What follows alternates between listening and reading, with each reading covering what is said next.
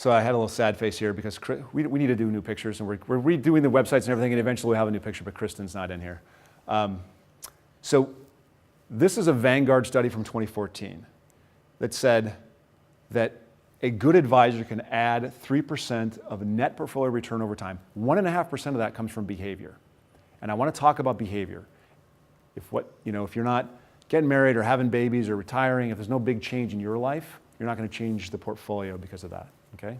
All right, so I'm going to get to this. Thanks for your patience, your trust. That's some disclosures. All right. There is method to the madness. I have gotten 36 questions from clients. Jonathan, tell me about the performance. Why are we doing less than the S&P? Why is it less than the S&P? Why is it less than the S&P? I'm going to answer it completely right here. Okay, so why do we hold international? So the reason we're underperforming the S&P is because, not now, but 12, 13, 14, 15. The S&P killed it. And we'll see that in the data in just a second. But we're not just in the S&P. We have small companies, we've got international companies, we've got fixed income, right? So those things were all a drag on the S&P for those 4 years, okay? So the reason you diversify is for a long-term, smoother path, okay? This is one market, all big companies. This is 46 countries, 8,700 securities. This is the All-Country World Index. All-Country World Index. This is, when I think about building a portfolio, this is the real opportunity set. So I'm comparing to the All-Country World Index, okay, when I'm comparing. But every client has a different portfolio, so you can't really just compare to that either. But when I'm thinking about it inside my own head, I'm going, okay, how's my equity portion doing relative to the All-Country World Index? The All-Country World Index has 52% in the United States, 48% elsewhere.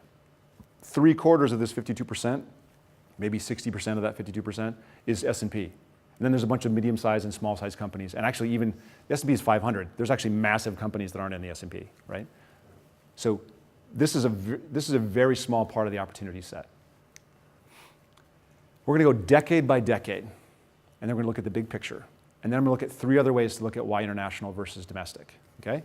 So this is the 70s. This is a global equity strategy, the top one. This green one is a treasury bond, 1-month treasury bill, sorry. This orange one is the S&P 500 total return. Okay, the 70s, global is by far better, right? Okay. 80s, dimensional.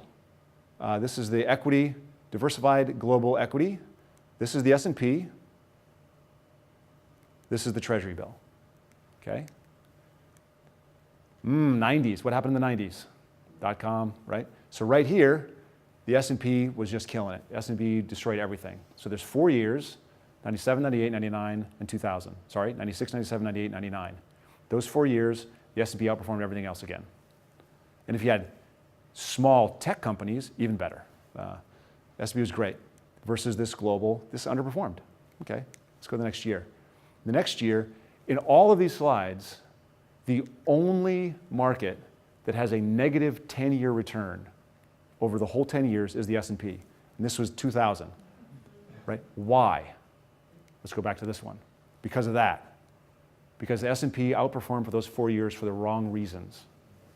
So this year, this decade was awful, the lost decade.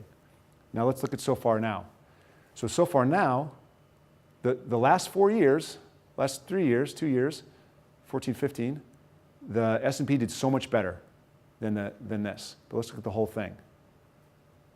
Okay, this is, what is this, 1970 till today. Global equity market, S&P. Now, I have to call this out. This is investing $1. That dollar is $343 versus $33. It's a 10x return. Oh, which is the global equity market? the global is 10x the S&P over that period of time. The top one. Okay, but so this is, that makes sense. That's why we have some international investments. But let's go further. I got a little bit more here. So this is, wow, can you guys read that? This is balanced strategy. This is the S&P, large value, REIT, small value, small, international value, emerging markets value, international small, international small value, emerging markets small. So this is all kinds of different markets in all kinds of different places, and you can't really tell what's what here. So we're going to get real specific. This is the S&P. This is rank ordered performance relative to these other markets of the S&P. Okay? This is the global. The black is global. Now the blue on the top, that's the S&P. The red, also the S&P. The blue is where the S&P outperforms global. The red is where the S&P underperforms global. The S&P outperforms 17 times, underperformed 26 times. Now, I can't predict what next year is going to be. If I could predict, then we just go, oh, we'll go S&P, then we'll go global, then we'll go emerging, then we'll go, but no one can predict. That's not possible. So what we do is we build a globally diversified portfolio. And we have the benefit of that. Okay. But this is, hopefully you're getting convinced of this. But this isn't all. We got one more. So this is 10-year rolling monthly performance, S&P versus global balanced. Okay? So this is the S&P. Where the yellow, where this line is above the red, that is the period where for the 10 years, month to month, leading up to that point, the S&P wins. So there's 2 points. Right here, for the 10-year window, this is the 97, 98, 99, 2000. S&P is better the 10 years leading up to 97, any month in 97, any month in 98, any month in 99, almost any month in 2000. S&P is better. And the last 2 years, last actually 3 months right here. Okay? So or on a 10-year rolling basis, the S&P almost never outperforms. Almost never. But it has, but almost never. But we're not done. We're going to pile on here. So the blue is where the global outperforms the S&P. And you can pick 1-year duration, 2-year duration, 3-year duration. This is 1970. This is 1970. This is 1970 all the way down to 2015. So you can do 1974 to 2015. And this is all, what's 90% of the time, the international globally diversified equity portfolio outperforms the S&P. It didn't do it this last 4 years. Sorry, right?